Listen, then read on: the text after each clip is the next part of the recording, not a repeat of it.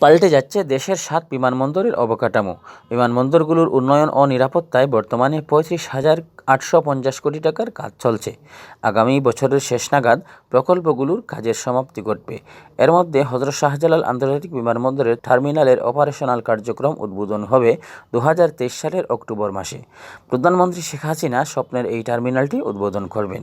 বেসামরিক বিমান চলাচল কর্তৃপক্ষের chairman air vice marshal M Mofidur Rahman জানিয়েছেন, সকল প্রস্তুতি নিয়ে এগুচ্ছে কর্তৃপক্ষ। বর্তমানে প্রকল্পের 70% কাজ শেষ। এখন চলছে অভ্যন্তরীণ সাজসজ্জা আর টার্মিনাল পরিচালনা কর্তৃপক্ষ নিয়োগের যাচাই বাছাই প্রক্রিয়া। সবকিছু ঠিকঠাক থাকলে প্রধানমন্ত্রীর অগ্রাধিকার এই প্রকল্পটির অপারেশনাল কার্যক্রম শুরু এখন সময়ের ব্যাপার। এটি শুরু হলে 2035 সাল পর্যন্ত শাহজালালের যাত্রী আর কার্গো হ্যান্ডেলিংয়ের চাহিদা পূরণ হবে। 24,000 কোটি টাকা ব্যয়ে প্রকল্পটি শুরু হয় 2019 সালের ডিসেম্বরে।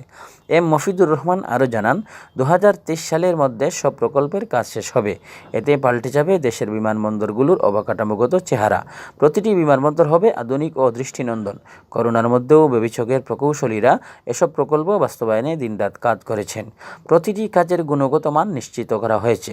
প্রতিটি কেনাকাটায় দুর্নীতি ও অনিয়মকে জিরো টলারেন্স ঘোষণা করা হয়েছে। ইকুইপমেন্ট ও নিরাপত্তা সামগ্রীর মান ইউরোপিয়ান স্ট্যান্ডার্ড দ্বারা যাচাই করা হয়েছে। প্রধানমন্ত্রী শেখ হাসিনার নির্দেশনা অনুযায়ী তারা প্রতিটি প্রকল্প বাস্তবায়নে নিরলস কাজ করে যাচ্ছেন।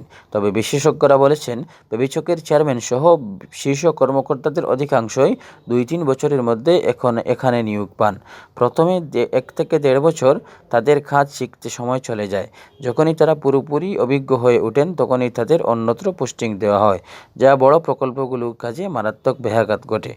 এই মুহূর্তে যদি এমন কোনো পরিস্থিতি হয়, তবে ঘাট টার্মিনাল সহ বড় প্রকল্পগুলো বাস্তবায়নে ছন্দপতনের শঙ্কা আছে। তাই চলমান প্রকল্পগুলোর যথাসময়ে বাস্তবায়নের জন্য বিষয়টি মাথায় রাখতে হবে সরকারকে।